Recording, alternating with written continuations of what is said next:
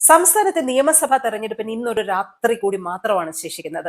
നിശബ്ദ പ്രചാരണത്തിന്റെ തിരക്കിലാണ് സംസ്ഥാനത്തെ മറ്റേത് മണ്ഡലത്തിലെ സ്ഥാനാർത്ഥികളെ പോലെ തിരുവനന്തപുരം സെൻട്രലിലെ സ്ഥാനാർത്ഥികളും.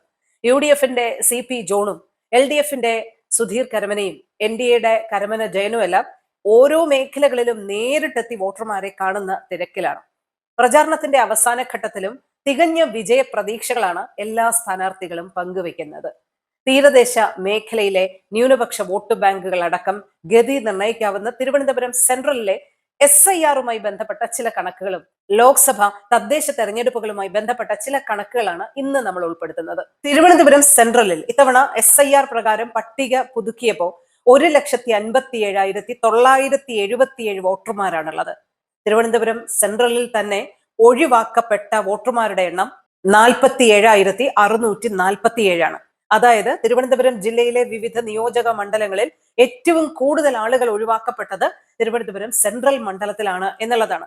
ഈ ഒഴിവാക്കപ്പെട്ട വോട്ടർമാരുണ്ടല്ലോ, അത് മുന്നണികളുടെ ജയപരാജയ കണക്കുകളിൽ കൂടുതൽ ആകാംക്ഷ നിറയ്ക്കുന്നു എന്നുള്ളതാണ് തിരുവനന്തപുരം സെൻട്രലിലെ പോരാട്ട ചിത്രം വ്യക്തമാക്കുന്നത്. തിരുവനന്തപുരത്തെ സെൻട്രലിലെ തദ്ദേശ തെരഞ്ഞെടുപ്പുമായി ബന്ധപ്പെട്ട് 22 വാർഡുകളിൽ 8 LDFും 8 NDAയും BJPയും നേടിയിട്ടുണ്ട് എന്നുള്ളതാ. 6 UDFന്റെ സ്വാധീനത്തിലുള്ളത്. ഇനി ലോക്സഭാ തെരഞ്ഞെടുപ്പിൽ 2ാം സ്ഥാനത്ത് ഇത്തവണ വന്നത് NDA ആണ്, BJP ആണ് എന്നുള്ളതും കണക്കുകളിൽ വ്യക്തമാകുന്നുണ്ട്.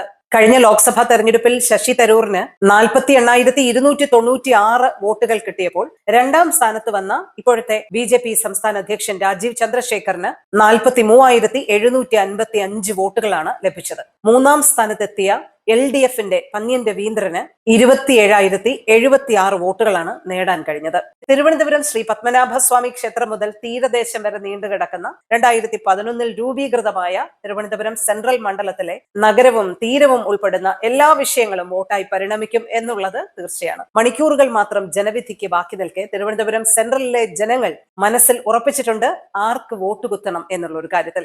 മണ്ഡലങ്ങളിലൂടെ സപ്പോർട്ടഡ് ബൈ ഡീൽ പ്രൈസ്.